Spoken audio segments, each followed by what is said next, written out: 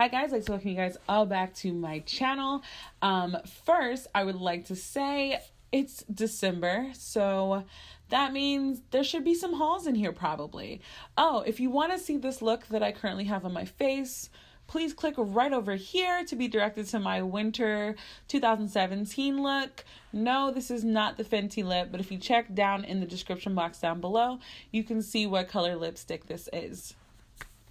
Today I'm here to give you guys kind of like a Black Friday winter haul. This is the things that I've been collecting in the months of November and December. I will say that some of the things that I ordered, such as my Colored Rain lipsticks and something from Juvia's Place and like 2 other things, they're lost in the UPS system. Like my tracking numbers have not updated or anything. So when I get those, I'll decide whether or not I want to do separate videos for those or not. I am doing a separate Colored Rain video anyway, so without further ado, let me show you what things that I've gotten so far. Now, you guys know I am a NYX ColourPop Wet n Wild stan, so this year, I guess this year's been the ColourPop year because I didn't do a fall for Wet n Wild, but I got these colors from the ColourPop holiday collection while they were $4. I got, well, you know what I did was I put these lipsticks on, so I'm not going to do a separate video. So here are the swatches. I did, let's see, this is the Ultra Matte Lip in Souffle. Looks like this. Just going to swatch them all on the same hand at the same time. Looks like that. It's like a fuchsia color. It's definitely a blue pink. It's not necessarily all the way fuchsia, but it's definitely like a pink. I don't really like it on my lips. And while I was swatching, I was also FaceTiming my family. And they also did not like that color on me either. The next one that I got is a ultra matte lip in Fragile Things. It looks like this. Let's swatch this bad boy out. It's a mauve-y color. It's very mauve on me. Like that color on me, I like it as a nude, but for me, I usually put this with a deep purple lip pencil and kind of ombre it to where this is in the middle because it's not really a nude for me, but it's not, I don't know how to describe it really on my lips. I mean, you guys can see the swatch for yourself, but I'm not really sure how to describe it, but that is Fragile Things. The next lipstick that I got is an ultra matte in Cloudscape. It looks like this. It is a nice chocolate brown color, which I really enjoy. But this, see how next to this one it's supposed to be a mauve, but it's really not. I think it's more of a purple, actually.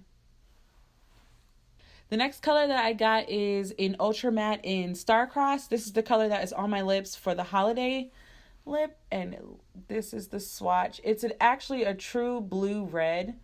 Unlike Fenty, which is a beautiful orange red and really, really bright, I think that this one is really dark, which I guess looks great on certain skin tones, but I would really like to compare this to the Fenty one.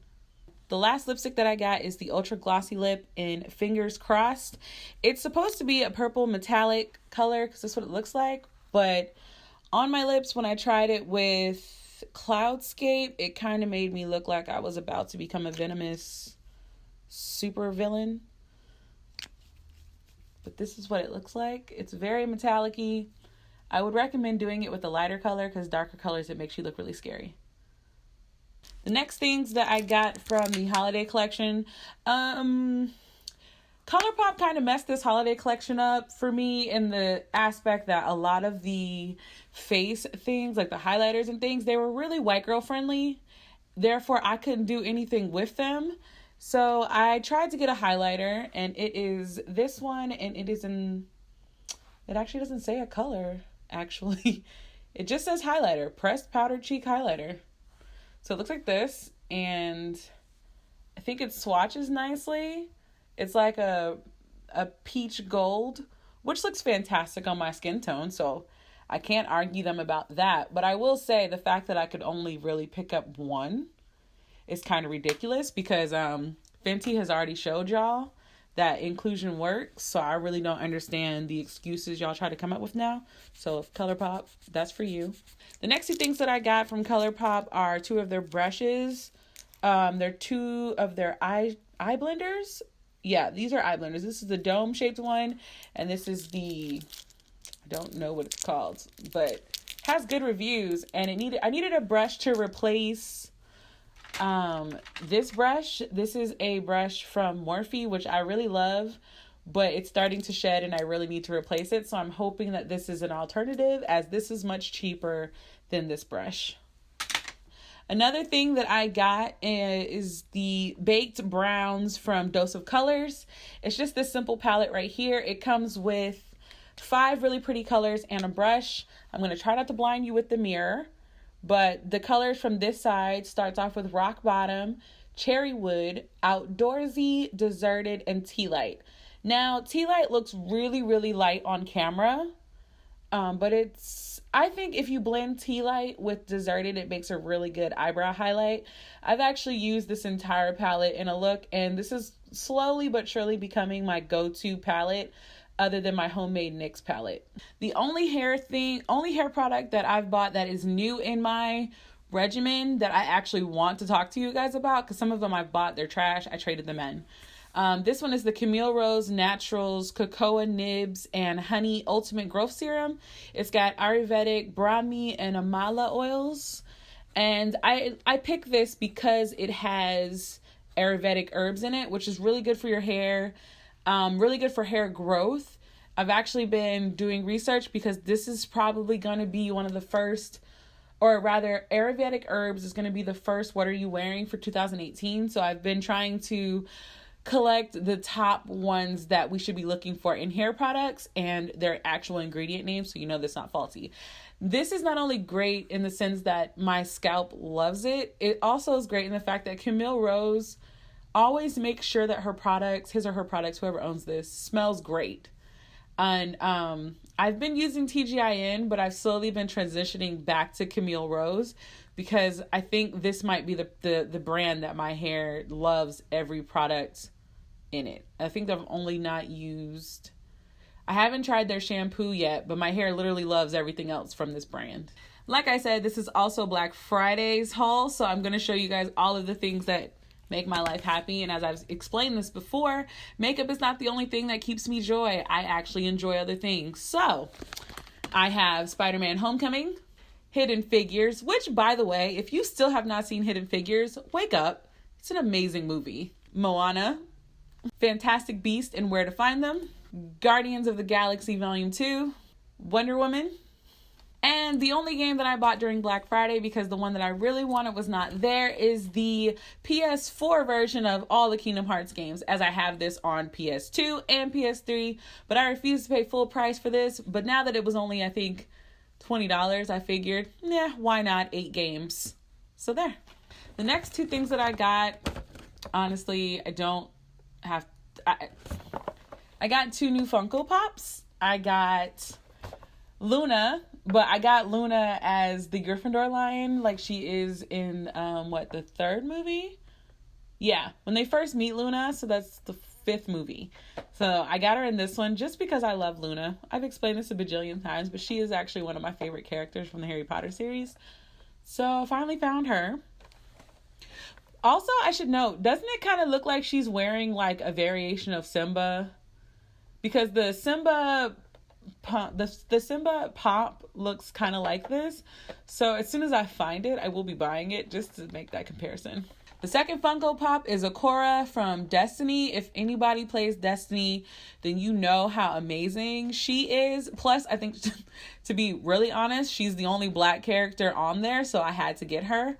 But I also love her because she's very powerful. If you've played Destiny 2, then you know what scene I'm talking about when she just jumps off the cliff and attacks a ship. This is why she's amazing. And I didn't even know that they made her into one. But now I know that I have to get Zavala and Cade 6 as well, because I feel like I need to complete the fire team. So, yeah. Cora. The next thing that I want to talk about are 2 books that I bought recently. Wait, these are not books. This is a sketchbook. I want to talk about The Hate You Give by Angie Thomas and Turtles All the Way Down by John Green. I got this one because it was a signed copy. I actually really like John Green. For those of you who don't know, he's the author of the book that turned into a movie, The Fault in Our Stars. If you like the book, or if you like the movie, the book is 20 times better as always. But this is another book by him. I talk about both of these books in my, I think it's like my autumn books I've read. So I'll link that, but I'm not going to go too in detail with that. The second book is, again, The Hate You Give by Angie Thomas.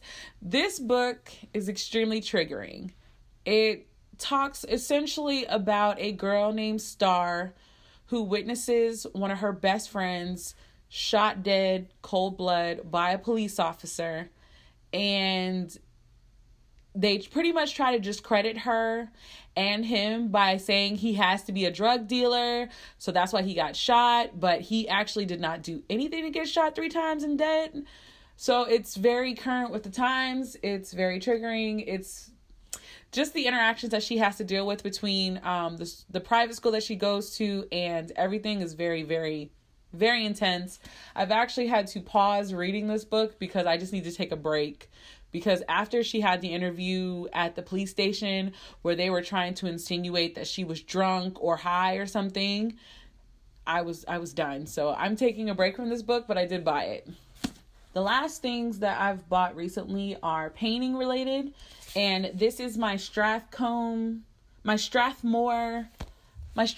sketchbook. And I think these pages are 180 grams per or GSM, so that means they're really good for watercoloring and things like that. I'm not going to show you what's in it. Just know that it's the book that I use to watercolor, sketch in, testing out paints and different paint methods that I'm trying to teach myself. I've been using this book. I got it off Amazon because Joann's, Michael's, Hobby Lobby, those type of stores don't necessarily have these kind of books. So you either have to go to a special craft store, which they want to charge an arm and a leg, or you can just get the name of the book and look on Amazon. The next thing I want to show you is my portable painter. It looks like this. I'm going to try to explain what it is, but essentially it's just your travel paint case, and your water sits on the side right here and right here.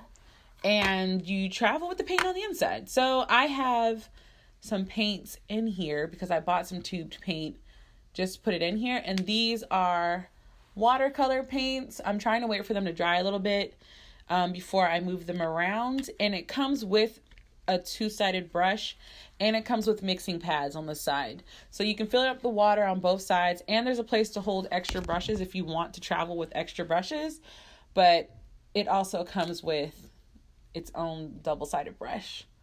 So if you guys want me to do a review on the portable painter, just let me know. But it's holiday season and I'm getting ready to go see my family, so I wanted to bring it without having to pack a whole bunch of stuff. And this is just probably the most convenient way to travel with paints. And I don't have anything for my gouache or my acrylic paint, just because watercolor paints, when they dry, you can reactivate them with water.